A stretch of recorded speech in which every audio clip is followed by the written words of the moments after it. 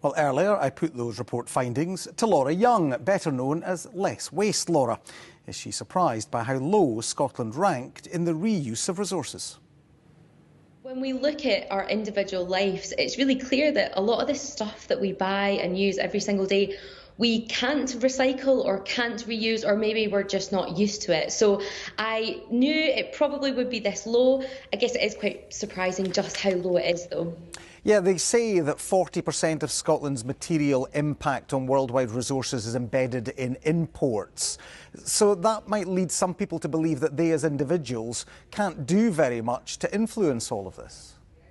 There's obviously some constraints as to where we can buy the goods that we use every single day, but there's also a world out there of local stuff, things that we can buy from the high streets that are near us, from local communities and from the kind of Scottish and UK economy. That might be clothing, it might be homeware, or it might be embracing the kind of second-hand market and seeing what's already out there. So although it might feel like we can't do a lot, actually there's loads of options out there for us to be able to buy second-hand, repair, reuse, and really look into this circular economy, because ultimately it's going to take all of us as individuals to help bump that percentage up for Scotland as a whole to move to this circular economy that we need. Yeah, one of the conclusions of the report talks about a circular food system, and I suppose when it comes to food, maybe we have got the message a little bit about, you know, buying local, air miles, etc., and carbon footprint.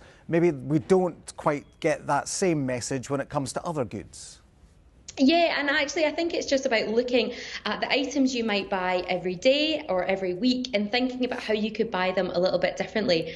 Think of clothes, for example. You know, ask yourself, do I really need to buy this thing new? Can I find it secondhand? Do I already have it? Can I borrow it from a friend? Thinking about repairing the clothes that we do have. And that's the same with tech. You can get secondhand phones and laptops and computers. You can get secondhand furniture for your homes, and even thinking about DIY. You don't need to buy tools, you can go to a tool library, look at these ways of the sharing economy as well. And so I think we are getting there with food, trying to reduce food waste, and we can all try that really hard at Christmas when we buy loads of food, look at fun ways of doing food waste recipes, but we can also take that further into the spheres of clothing and homeware and so many other sectors where we can embrace not just buying new, not just buying stuff online or in the high street, but actually thinking about using the stuff that we've already got or other people might already have as well. Do you think we all need to up our game when it comes to this? Maybe we think, oh, we've got a couple of bins outside the back door and we do a bit of recycling and we make sure that, you know, everything's in the correct bin, and that's as far as we go at times.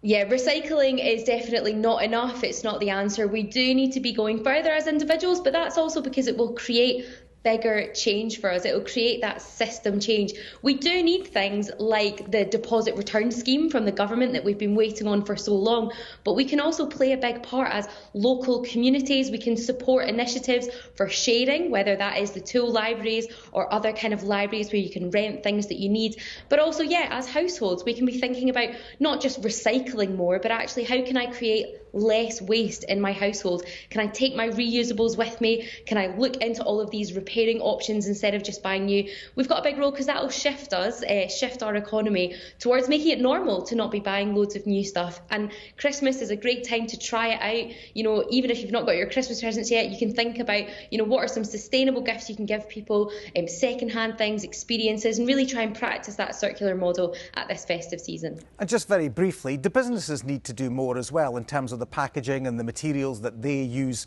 Again, we as individual consumers maybe feel we can't influence that.